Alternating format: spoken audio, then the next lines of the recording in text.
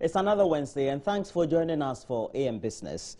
A number of challenges such as illegal mining and poor development planning continues to affect water supply in Ghana, despite the apparent improvement in accessibility in recent years. As we mark World Water Day, AM Business explores how these challenges are adversely affecting water production and, by extension, the cost to the end user who would have difficulties in either payment or getting access. And that is our story. Sheila Samaklo has a lot more. Behind me is a dam with water to be treated and distributed to various households and industries here in Ghana. Now, why is this necessary? Well, accessibility to potable and safe drinking water is a prerequisite for economic development. According to the SDG and Millennium Development Goal, every country needs to assure availability and sustainable management of water and sanitation for all. How far have we fared as a nation when it comes to accessibility to safe drinking water? Well, according to the Ghana Water Company Limited, Ghana has 76% accessibility to water. But is this really the case? We will find out. The average consumption of water by households is said to vary between 60 and 120 liters per day in well-served areas. Despite the apparent improvement in water supply across the country, a resident at Newtown, Mr. Santi, says he spends between 70 and 100 cedis a month on water. For water situation at Newtown Pig Farm, we normally don't get water. Times once 2 weeks, or at times once a week. And so that's how it runs. When we don't get water, we buy from those trucks. Can pay between 160 to 200 Ghana cedis, 20 cedis, 15 cedis to 20 cedis per this tank, small tank. That's what normally we do. Normally this month, the bill is not yet here. So for this month, we don't know how we will pay. But usually, how much usually? Times maybe for a month, we pay between 5 to 6, 60 to 70 up to 100 cedis. Industries also spend huge amounts on water every month, as confirmed by the general manager at Special Ice. Ghana Water Company industrial tariff is 11 cedis per cubic meter. And like I said, last year we had some visitors from Europe who were telling us that the average rate in Europe is about €1. And this was €1 per cubic meter. This one, when we work it out, it was about €2.5. So, which really indicates that water supply from Ghana Water Company is not very cost effective for us as an industry. This is a bottling company and we use a lot of water. We use a lot of water in preparation, in cleaning, rinsing, floor cleaning, a whole lot of things. So our water consumption is quite high. And if you buy water from Ghana Water Company, it will not make you very competitive. In the treatment of water, averagely, I'm saying averagely because we run 88 systems throughout the country. Now, the cost of production in each system is different. So averagely, putting everything together, because we can't be giving every district or area different tariffs. So what we do is to do it equally. The tariff is done equally for all. So averagely, it costs us 8 cedis per 1,000 liters to produce water. The tariff itself is less than 4 cedis. So you can imagine how much we lose per every 1,000 liters of water produced. Now, if we lose, let's say 4 cedis per every 1,000 liters, we produce close to 200 million gallons of water on a daily basis.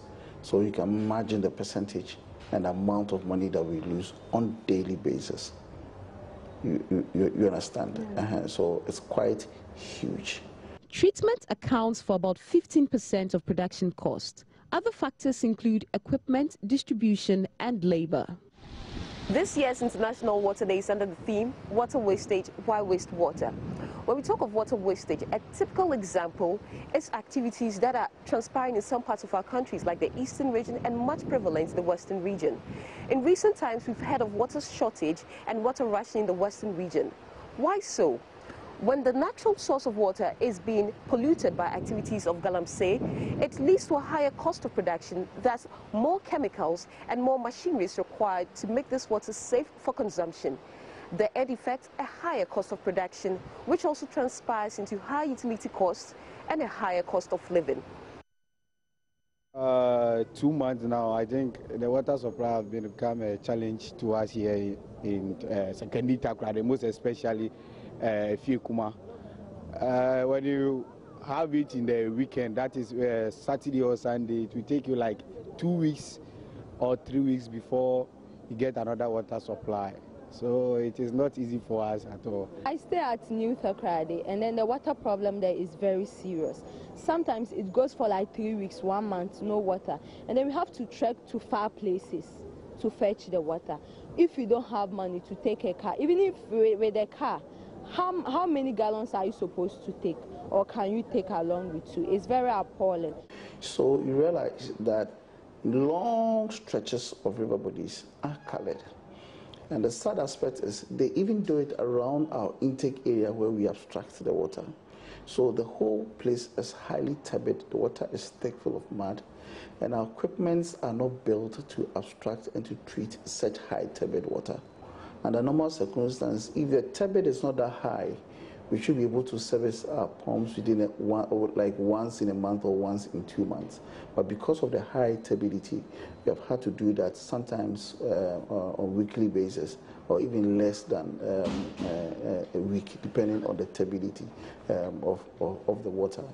So the downtimes, for instance, if you have had to go off a whole day because we are abstracting or we are servicing our pumps, and we have had to do that, let's say, every 4 or 5 days. You can imagine the number of times we'll have to shut down our treatment plant just to save the pumps, and so that we can also continue treating water for the people. So it makes us produce less than normally we would have produced. Water Aid West Africa is an NGO working with development partners and policymakers to make water more accessible to especially underdeveloped communities. Ibrahim Musa is the regional advocacy manager. The issues of accessibility of water in our cities, in our communities, practically does not reflect the 76% by Ghana Water Company or the 89% by the GMP figures. If you go across our cities, in parts of Accra, you find women, you find children carrying what has come to be known as 4 gallons or basins looking for water. You go to Cape Coast, you go to Takoradi, you go to Kumasi, in cities. You still find this phenomenon of children and women wake up in the morning, the first thing is look for water before they either prepare to go to the market to sell or they go to school. And this does not augur well for the development of a country that we call a lower middle income country. So the statistics by Ghana Water Company of 76% coverage, or even the GMP World Health Organization 89% as of 2015, does not reflect the reality on the ground.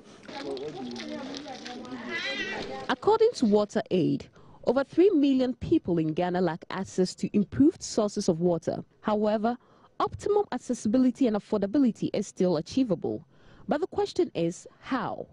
For me, as a staff of Ghana Water Company Limited, I wish that every citizen of Ghana has access to good quality drinking water. And if we want to do that, we need just about some $2 billion so that everybody can have it. So if we can have that investment or that input, okay, I'm sure in the next few years we can work out to make sure that every citizen of Ghana has this thing, water in his home, because we have a strategic investment plan and program, okay, and it will cost us $2 billion to meet that target of 100% access. adequate financial resources to Ghana Water is just one side of the coin.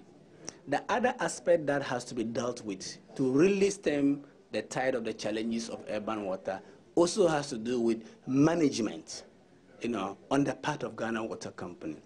I have always put this argument that when it comes to quality of engineers, Ghana Water Company has it. The other challenge when it comes to management is interface with communities to really ensure that the engineering technical solutions they bring on board, is in tandem with social and economic dynamics of the communities that they serve.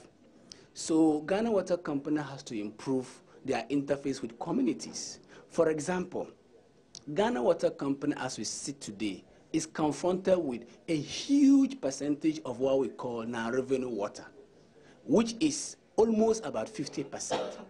Non-revenue water means that when they pump 100 gallons of water, I just want to put it barely, from Wager Dam, when they pump 100 drums of water, only 50% gets to consumers. Where does the 50% go? It's either commercial losses or it's physical losses. And that is one aspect of management that has to be dealt with. The Wager Dam, located in Accra, which treats and supplies water to your taps at home.